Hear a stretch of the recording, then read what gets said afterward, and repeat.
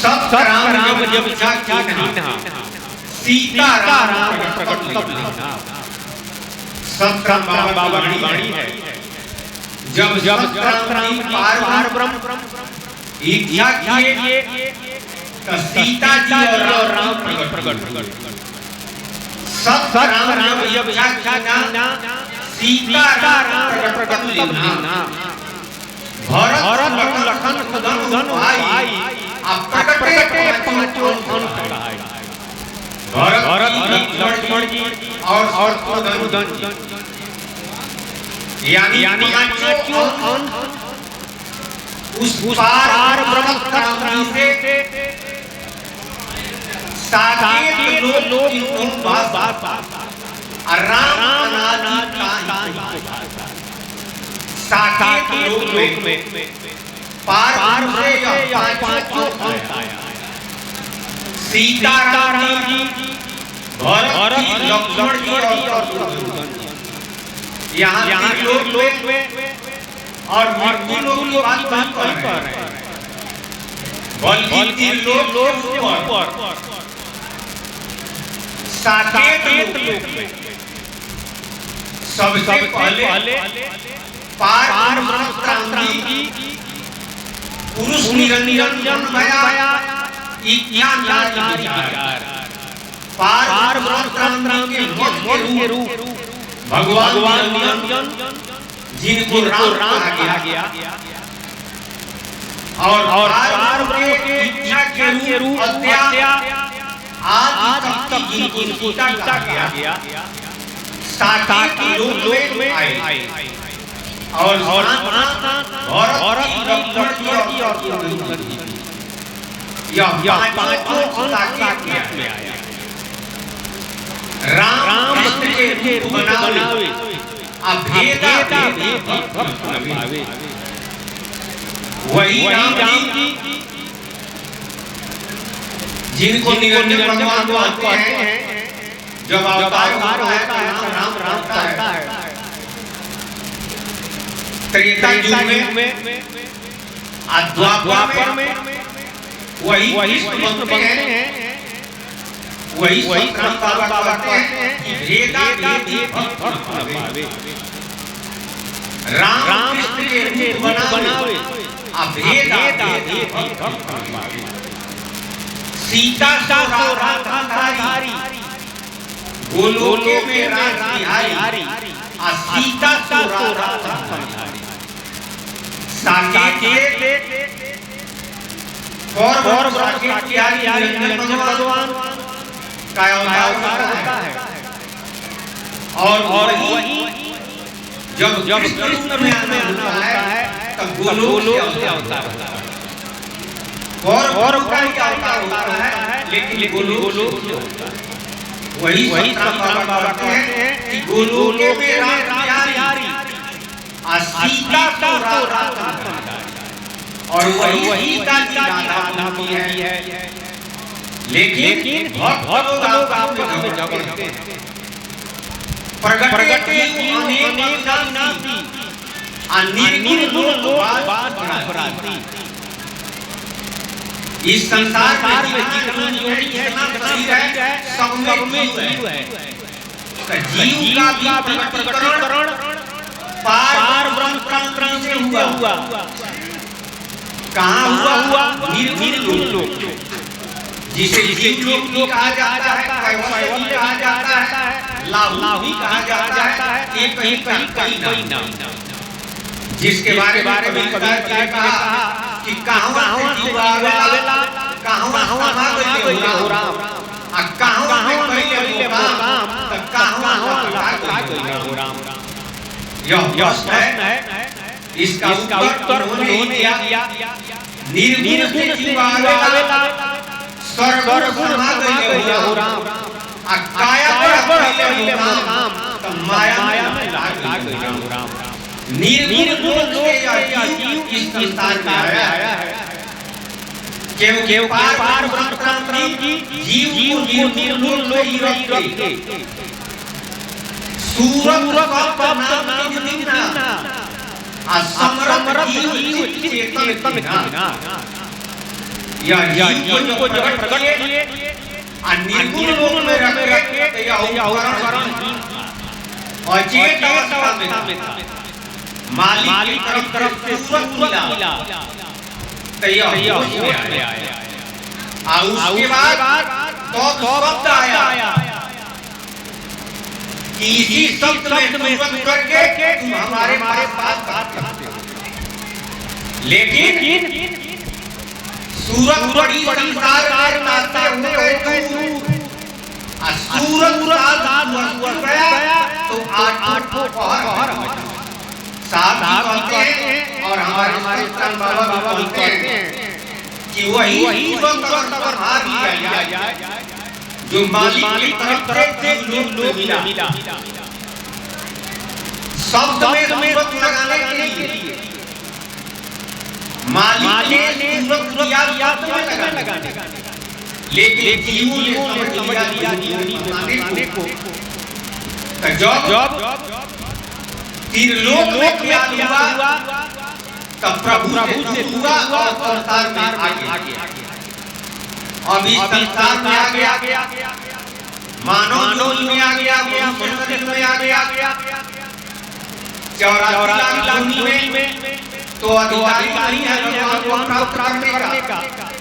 लेकिन मानव लोक में जब आता है तो अधिकारी कहता है उसी सूरत को हार करके प्रभु के नाम लगाने का परमात्मा को प्राप्त करने का अधिकारी हो जाता है। यह मनुष्य में आगे बड़ भाई है क्योंकि बड़े भाग मानव पावा असुर ग्रंथ गावा गोसाई लिखते हैं।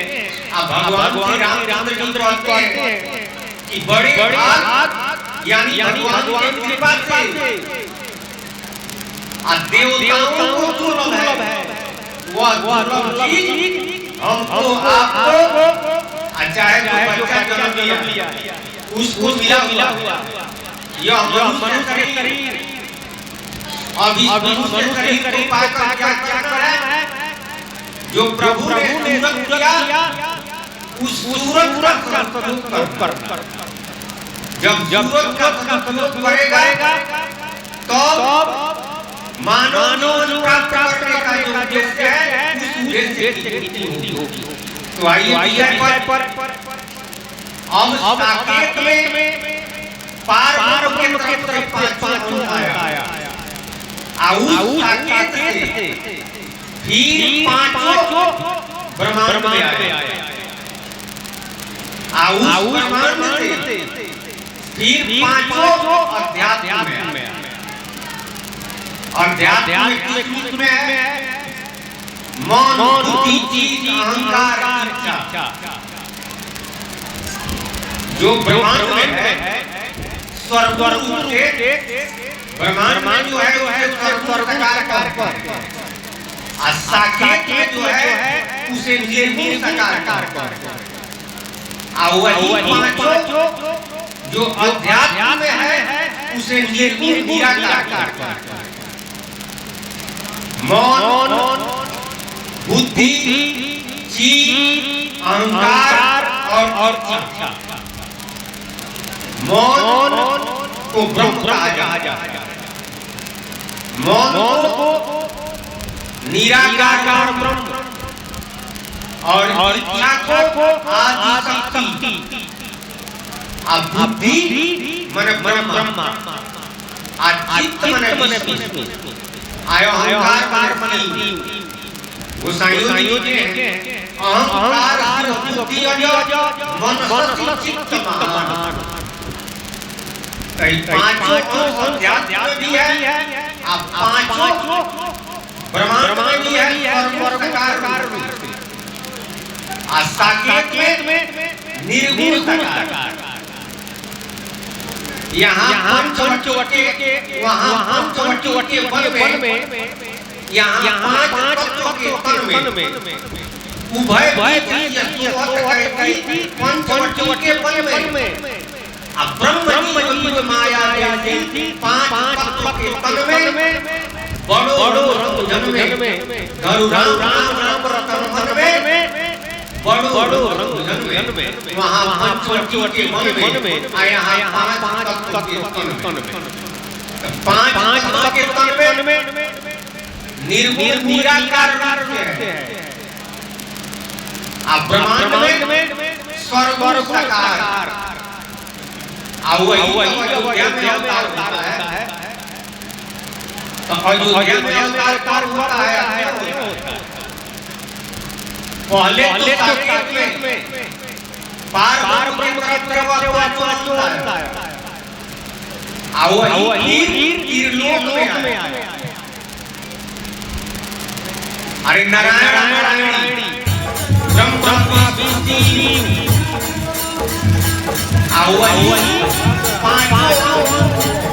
अध्यात्म में है अवतार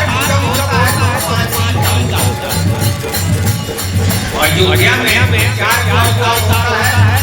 आइए जन्म में तो 5 अवतार हुआ। गोसाई जी ने एक बार भूप मनमाई अभय गोरे राजा दशरथ को एक बार वार्ता हुई काफी हुआ मन में गलानी कि हम कोई लड़का नहीं है। तो क्या एक बार भूप मनमाई अभय गोरे गुरु की गयो तुरंत पाला अल्लाह चरण करी विषय विनय विशाला। तो गुरु जी के पास गए। वास्तव में अगर कोई संकट है चाहे कोई कमी है तो लोग दुनिया में अपना उपाय करते हैं। लोगों के पास जाते हैं, कोई भगवान के मंदिर में जाता है, लेकिन दशरथ कहाँ गए? गुरु जी के पास गए क्योंकि गुरु जी जानते हैं कि हमारे से का कल्याण इसमें है। इसकी इच्छा की पूर्ति, इसकी कमी की पूर्ति कैसे होगा इसलिए दशरथ गुरु जी के पास गए, चरण स्पर्श किए और विनय प्रार्थना किए, अपना दुख सुनाए कि समय बीत गया। अरे चौपना गया, कोई पुत्र नहीं है, बाल बच्चा नहीं है। तो वशिष्ठ दान देते धीरज धराए और कहे कि 4 होंगे, लेकिन उसके लिए कुछ उपाय करना पड़ेगा। श्रृंगी जी को बुलवाए, आप पुत्र यज्ञ कराए, जिसमें से अग्नि देवता प्रकट हुए और वीर दिए तीनों रानियों में बांटा गया। गोसाई जी ने लिखा है जब हरि जन्म आए अनित नो मंगल बढ़ाए। गोसाई लिखते हैं कि भगवान परम में आए, रोज मंगल होने लगा। नवमी तिथि मधुमास बीता, शुक्ल पक्ष अभिजीता, मध्य दिवस गामा। नवमी तिथि, अरे नवमी को चैत महीना में चैता लोग गाते हैं, घरे बजता है, राम का जन्मोत्सव मनाया जाता है।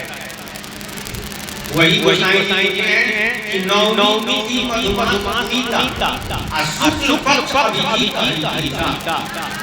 तो भगवान का अवतार हुआ, प्रकट भय दीनदयाल कृपाला, प्रकट भय कृपाला दीनदयाल कौशल्याकारी, हर्षित महतारी गुणहारी, अद्भुत विचारी।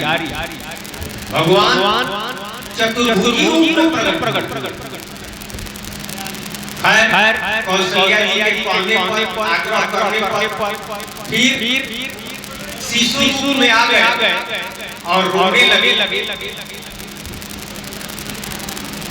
जब यह समाचार दशरथ को मालूम हुआ, गोसाई जी ने लिखा है पुत्र जननी दशरथ पुत्र जननी काना अम्मान ब्रह्मान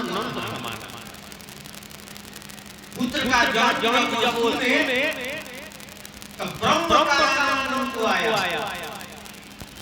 मान ब्रह्म का आनंद कई तरह का होता है। विषयानंद, ब्रह्मानंद, आत्मानंद और परमानंद। विषय का आनंद, ब्रह्म का आनंद और आत्मज्ञानी अपना अपने में लगाते हैं, उसे आत्मा कहते हैं। और वही जब निरत होता है यानी प्रभु के नाम सत्य में लगता है तब परमानंद प्राप्त होती है। लेकिन यहाँ दशरथ को ब्रह्मानंद प्राप्त हुई। अरे भगवान क्या होता है? भगवान ब्रह्म के अवतार थे, तब ब्रह्म का आनंद को मिला। भगवान का अवतार हुआ, आया अवतार एक जगह से नहीं होता है, अवतार तीन जगह से होता है। साकेत होता है, साकेत के पर ब्रह्म साकेत यानी क्या होता है, जिसे निरंजन भगवान और पूर्व सागर अवतार होता है, नारायण का अवतार होता है यानी सर्वगुण ब्रह्म। कभी विष्णु भगवान का भी अवतार होता है यानी निरंजन भगवान का भी अवतार होता है, नारायण का भी अवतार होता है, और विष्णु भगवान का भी अवतार होता है। अवतार का होता है नाम राम में पड़ता है। अब लोग कहेंगे कि तीनों व्यक्ति का अवतार अरे एक समय में कैसे हो, और जो देव में होता त्रेता कोई बार आया कोई बार गया। ये तो चक्र है। सतयुग के बाद नंबर द्वापर का है, त्रेता आ गया। अब फिर द्वापर कलयुग जब समाप्त होगा फिर कब आएगा? सतयुग समाप्त होगा फिर द्वापर त्रेता आएगा। तो जब त्रेता आता है तब भगवान का अवतार होता है। नारायण का अवतार होता है और त्रेता। वैसे अवतार का ड्यूटी तो नारायण जी का है, लेकिन कभी और साकेत की आदि अवतार होता है, और कभी विष्णु भगवान का भी अवतार होता है कुछ खास कारणों पर। अब बाकी त्रेता में नारायण का अवतार होता है। जब त्रेता में नारायण जी का अवतार हो, आचार्य भगवान का अवतार हो, आचार्य भगवान का अवतार हो, नाम राम पड़ता है। लेकिन आम जनता आचार्य भक्त लोग विष्णु भगवान, नारायण जी और निरंजन भगवान को अंतर नहीं समझते। तीनों में अंतर है। निरंजन भगवान निर्गुण साकार और नारायण सर्वगुण साकार। अब विष्णु भगवान ब्रह्म नहीं है, विष्णु भगवान देवता है। विष्णु भगवान देवता है। किसी कारण पर का भी अवतार हो जाता है तो नाम राम में पड़ता है। जब भगवान का अवतार होता है और नामकरण जब सृष्टि करते हैं तो गोसाई ने लिखा है जे ही आनंद तीन कराती आ सिकर करे लोग सो धाम राम राम अखिल लोग गाए रामा। जो आनंद देने वाले हैं उसके धाम है। अब विश्व भरण कर जोई ताकर नाम भरत होई। जो संसार का भरण पोषण करने वाले हैं उनका नाम भरत ही है। आज यही सुमिरन के नासा जिनके सुमिरन के मन का नाम होता हो। यही सुमिरन के नासा नाम समूह वेद का उनका नाम संबंधन है। अल्लाह राम प्रिय सकल जगत जगतार आ गुरु वशिष्ठ का लक्ष्मण नाम उदार। गुरु वशिष्ठ की यही नामकरण की। राम भरत शत्रुघ्न और लक्ष्मण चारों नाम की विशेषता है। चारों नाम की विशेषता है। राम की विशेषता है जो आनंद देने वाला है। सिकर करे लोग पासी सिकर मगर बालू एक बालू का कौड़। अरे उनका पास राम नाम की महिमा है। राम का प्रताप है। पूरा लोग का संचालन अब विश्व भरण कर जोई अब पूरे संसार का भरण ये नाम महिमा है। तो राम खास करके नाम लिया सब लिया। संतों ने कहा अरे पूरा राम पढ़ने का उद्देश्य क्या है? जीवन भर राम का पाठ करें। उसका जो उद्देश्य है उस उद्देश्य को प्राप्त न करें तो पढ़ने से क्या फायदा है? क्या फायदा है? गोसाई ने लिखा है कि सब पर नायक अकबरी राम पद रामचरितमानस में शिव जी का मत है जो पार्वती से कहे। काग जी अपनी बात वरुण से कहे। जाग भरद्वाज का प्रकरण है।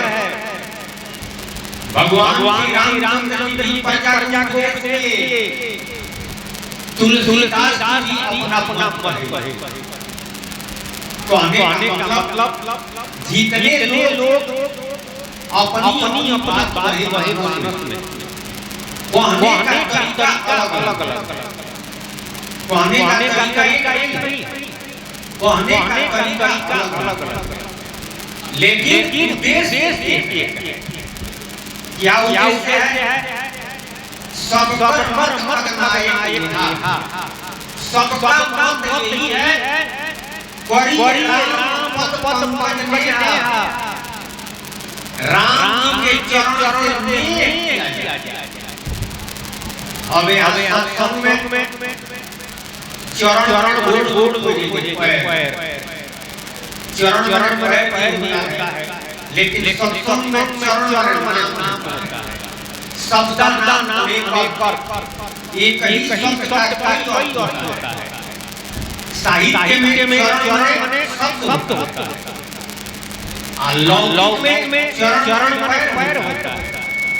सत्संग में चरण नाम होता है। तुलसीदास कहे कि भजन चरण राती भजन चरण राती तब गोड़ जब जाए चरण नाम चरण राम तब कहने का मतलब कि पूरा राम पढ़ने का यही है कि राम का सुमिरन किया जाए। राम का कार्य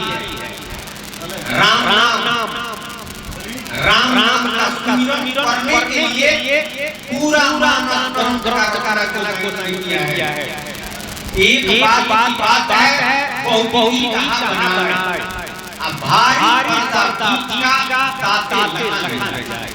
एक ही बात है राम नाम, एक ही बात है पार ब्रह्म, एक ही बात है शास्त्र। लेकिन एक बात को समझने के लिए बहुत सारी बातें बदल गई है। गोसाई राम का रखिए और कबीर साहब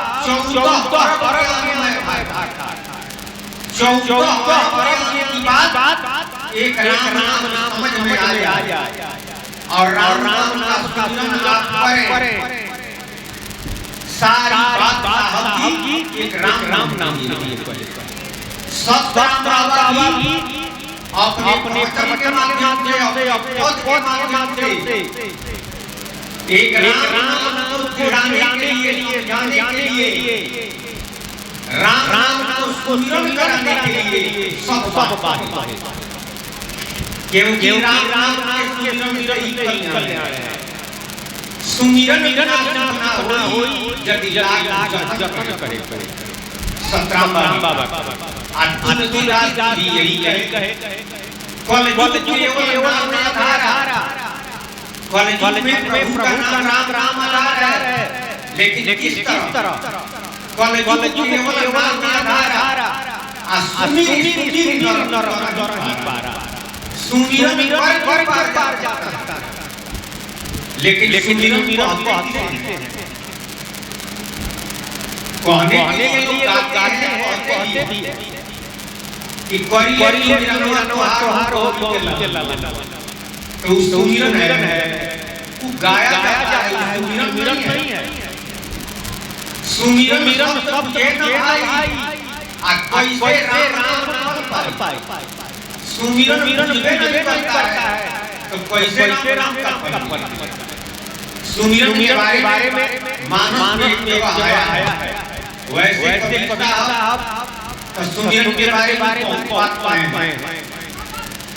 सब बाबा कहे। लेकिन राम के मानस में जब भगवान श्री रामचंद्र जनक गए, जहाँ धनुष का आयोजन था, राजा जनक प्रतिज्ञा किए थे कि जो शिव के धनुष भंग करेगा उन्हीं के साथ सीता जी का विवाह होगा। तो उस धनुष को भंग करने के लिए एक से एक योद्धा राजा भगवान श्री राम सीता जी का तो निकरण नहीं था, लेकिन राजा जनक अपने गुरु को निमंत्रण दिए थे। अपने गुरु को निमंत्रण दिए थे और अयोध्या में राजा जनक निमंत्रण नहीं दिए थे। अपने गुरु को निमंत्रण दिए। तो गुरु जी जानते हैं, पहले ही हमने कहा कि गुरु जानते हैं इसका कल्याण किया है। यह प्रतिज्ञा कर लिया है तो इसका प्रतिज्ञा कैसे पूरा होगा। तो गुरु जी क्या किए? पहले ही व्यवस्था किए थे। राम और लक्ष्मण को लेकर गए जनकपुर में।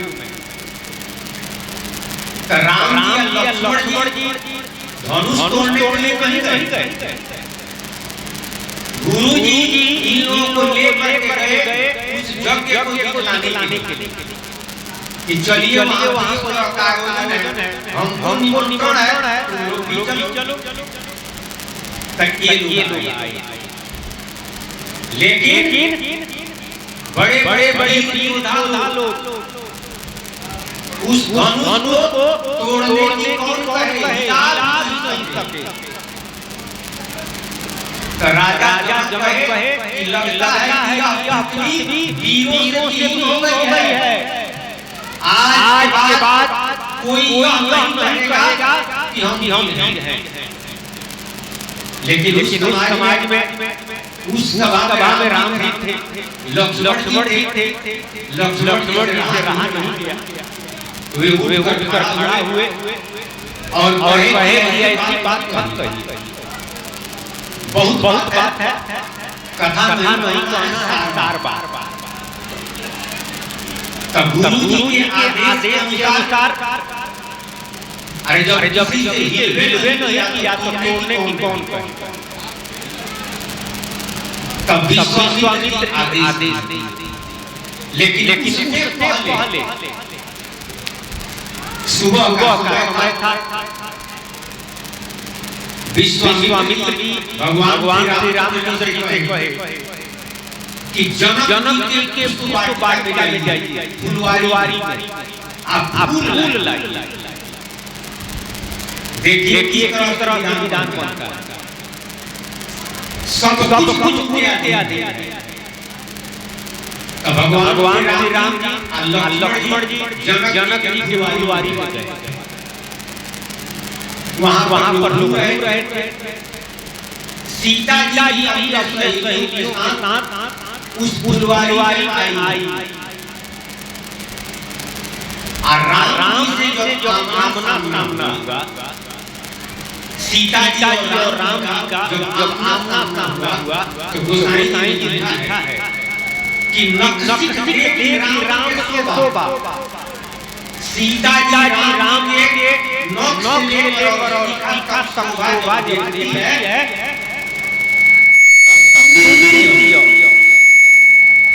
सुमिर पिता करण मन अति शोभा। यहाँ सुमिरन गाया, सब कहने का उद्देश्य हमारा यही था। यहाँ पर सुमिरन शब्द आया, नक्सिक देखी राम के शोभा और सुमिर पिता करण मन अति शोभा। सीता जी राम जी को देख रही है और देखने के बाद सुमिरन होने लगा। किसका सुमिरन होने लगा? राम जी का नहीं, पिताजी का प्रतिज्ञा याद कर दिया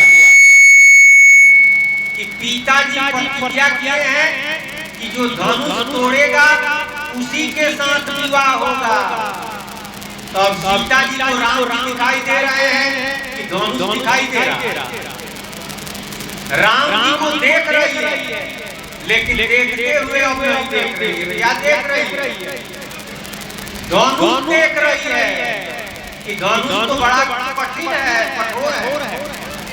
आई बड़े बार चिंतन होने लगा, याद पड़ गया पिताजी का प्रतिज्ञा, यानी सुमिरन होने लगा। तो सुमिरन का माने क्या हुआ? चिंता, चिंतन, उसी में ख्याल चला गया। यार यही खैर भगवान श्री रामचंद्र जी धनुष को भंग किए और सीता जी से विवाह हुआ। तो कहने का मतलब है कि गुरु जी जानते हैं कि हमारे शिष्य का कल्याण किसमें है। तो गुरु जी क्या बतलाते हैं? सतराम बाबा क्या बतला रहे हैं?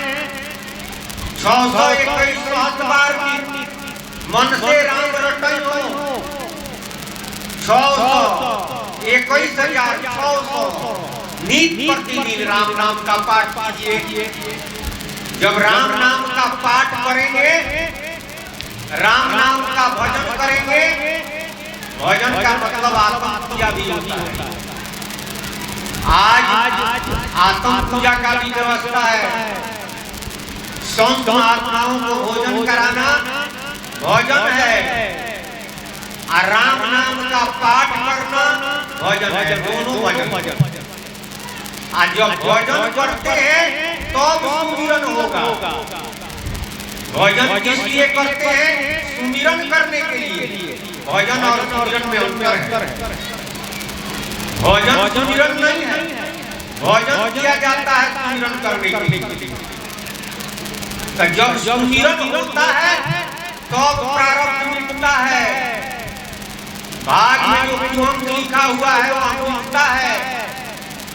सुमिरन जब करते हैं तब परमात्मा की प्राप्ति होती है। आज जब भगवान मिलते हैं तब जीव का जीवन का जो कष्ट है, जीव का जो ज्वलनी है वो समाप्त हो जाता है। वही गोसाई जी कहे कि राम भजन जन जुनो भगेता, मीटे न जीवन केरी कलेता। राम भजन जन जुनो भगराई, जान न जाई राम प्रभुताई। इसलिए सब कहने का सार, सब कहने का उद्देश्य राम नाम का भजन और सुमिरन है। यही सार है, इसी से जीवन की सार्थकता है। इसी के साथ मैं अपने वाणी को यहाँ विराम देता हूँ।